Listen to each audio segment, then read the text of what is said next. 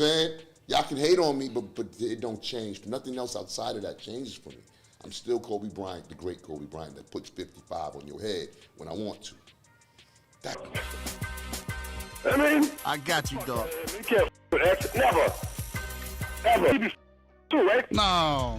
Yeah, man. I was styling his clothes. Man, get your mind right, man. You know what I'm saying? Don't be mad because I'm doing what I'm doing right now, man. Get your mind right, dog.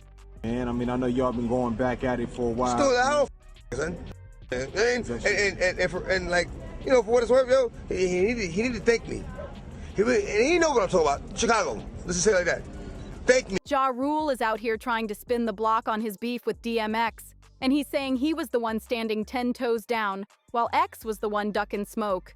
Yeah, you heard that right. Ja's now claiming that DMX wasn't really about that battle life when it came to him, and folks are not buying it. See, for years, fans watched Ja play defense while DMX came at him with that unfiltered, raw energy. X never bit his tongue, never backed down, and definitely never played shy. Who can forget when DMX exposed Ja for allegedly being on the DL? That rumor caught fire, and Ja stayed real quiet, never denied it, never clapped back. And now he wanna act like he was the one who had the upper hand? People who really lived through that era remember? DMX was a wild dog off the leash. He didn't run from anybody, let alone Ja Rule. So why's Ja suddenly rewriting the past like it's revision season? Apparently, in a new interview, Ja claimed that DMX was scared to really go bar for bar. He's out here saying X avoided a lyrical war and refused to throw the kind of disses that would have settled everything once and for all. And you know who the f I'm talking to. You only alive because of me, motherfucker. You only alive because of me, you f. Yeah, remember Chicago. That's all I'm gonna say, Lo. Remember Chicago. You only alive because of me, you f. Out of here. But come on, is this Ja trying to clean up his legacy? Or is he just reaching for clout now that the real one ain't here to respond? Now this is where things get spicy. Ja's bold claims hit just days after Styles' piece straight up confirmed that DMX was dissing him on that hard-hitting track, We Don't Give Up. So if X was supposedly too scared to throw shots, why was he dragging Ja on wax for the whole world to hear? And it didn't stop there.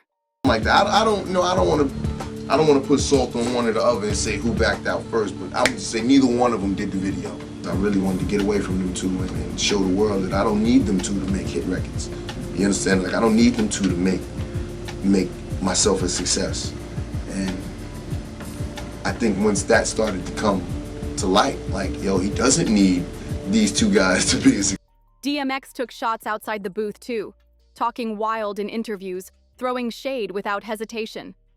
He even went so far as to suggest that Ja was playing for the other team at one point, and that stirred up serious talk in the streets. Let's rewind for a second. This whole DMX versus Ja Rule beef goes way back to the late 90s, right when Ja was blowing up the charts with that Murder Inc.'s heat. Says, I think that's when X started getting envious or angry at me. I guess the few little ignorant people that was still in his ear, you know, people that don't like me anyway, I would have to say, that were telling him that I sound like him. You know, like, once the whole world got over it, X, you should have definitely, you know, you understand what I'm saying? Like, the whole world understands and feels like I don't sound like you anymore. Like, it was a misunderstanding, you understand? We both. His raspy voice had folks doing double takes, and suddenly the comparisons to DMX started flying. But X? He hated that. To him, it wasn't a compliment, it was disrespect. DMX wasn't just barking on beats for style points. He lived that life, came straight from the trenches, and earned every scar. So when the industry started putting Ja in his lane, parading him around like the new DMX, X felt straight disrespected. He saw Ja as a label-made puppet trying to swagger jack his whole vibe. And he wasn't having it. Trying to steal DMX's thunder? Not on X's watch. In the beginning, Ja tried to play it cool, brushing off the comparisons like he was some trendsetter with a never-heard-before sound. You only alive because of me, you f. Yeah, remember Chicago. That's all I'ma say, Lo. Remember Chicago. You only alive because of me, you bitch. Out of here. But DMX wasn't buying that act at all. He clapped back fast in a radio interview, throwing heavy shade and accusing Ja of hiding behind the Murder Inc. machine. X didn't hold back. He said Ja was nothing but a fraud. He painted a picture of a rapper being propped up by his boss, Irv Gotti, like all the hits were just label magic, and Ja was just the face on the cover. To DMX, this wasn't about hit records. It was about realness, about earning your stripes instead of being handed a spotlight. And that's when X started going off on the whole game. He called out rappers who were cozying up to label execs, taking shortcuts, and signing shady deals just to get ahead. Like that, I don't want to put salt on one or the other and say who backed out first, but I would say neither one of them did the video. I really wanted to get away from them two and show the world that I don't need them two to make hit records. You understand? Like I don't need them two to make myself a success. And I think once that started to come to light, like, yo, he doesn't need these two guys to be a success. For X, it was simple.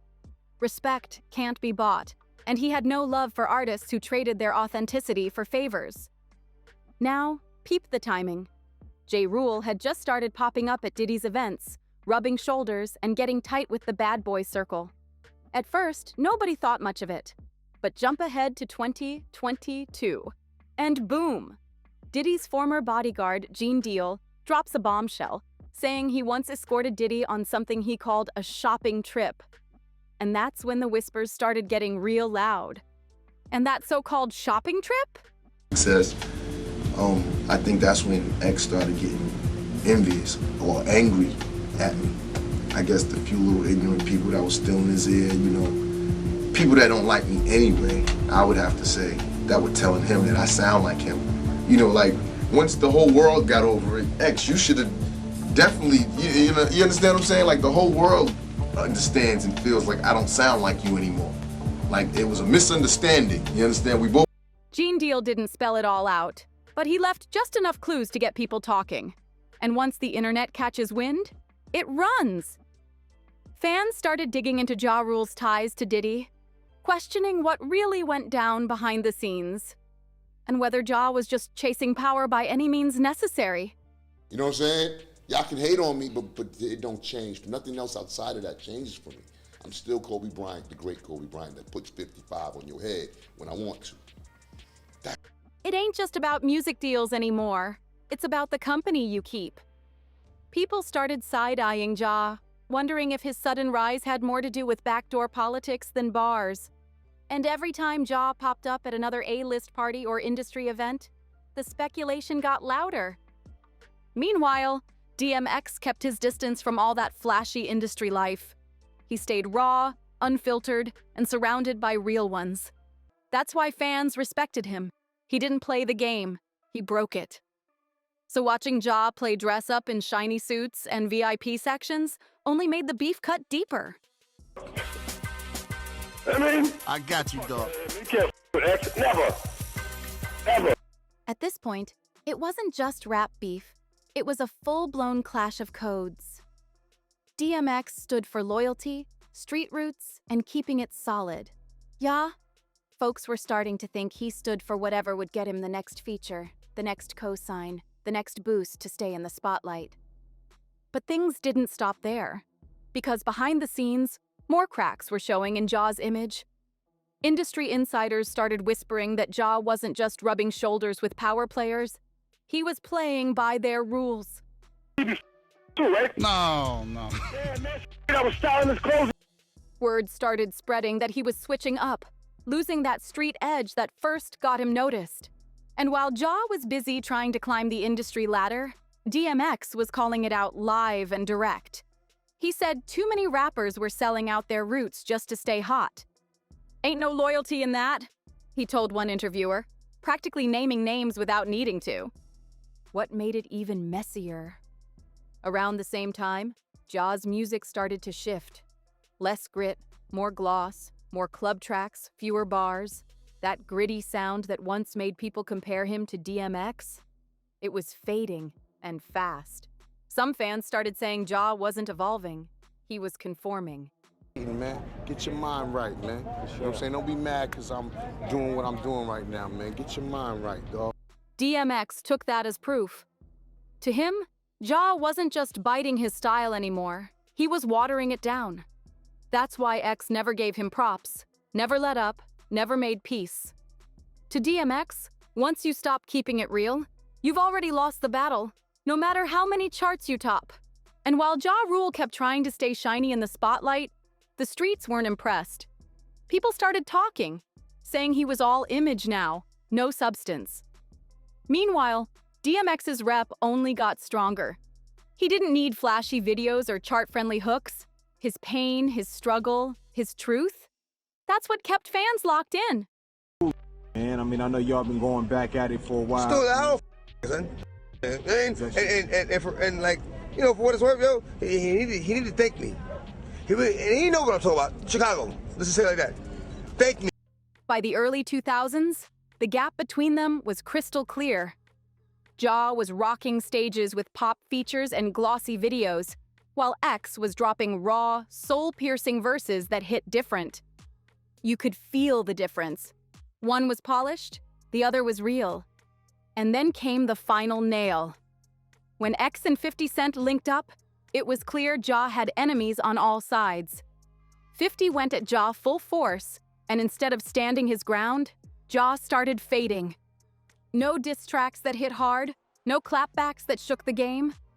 Just silence, parties, and business moves. DMX might have had his demons, but he never ran from the smoke. And that's why fans still ride for him. Because while Ja was trying to stay marketable, X was trying to stay authentic. And that difference? It made all the noise in the world.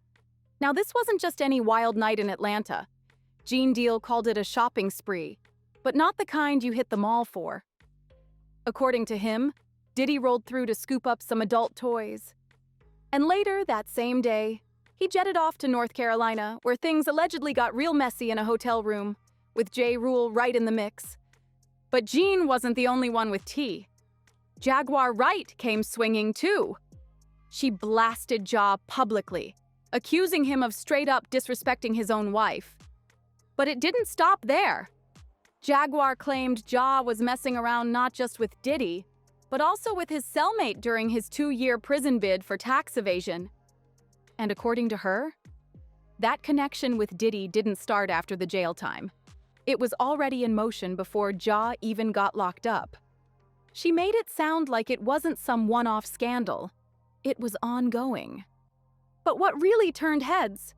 Jaguar said Ja kept that same energy behind bars, reportedly getting close with his cellie too. Fans were shook, and the rumors hit hard online. Now here's the twist.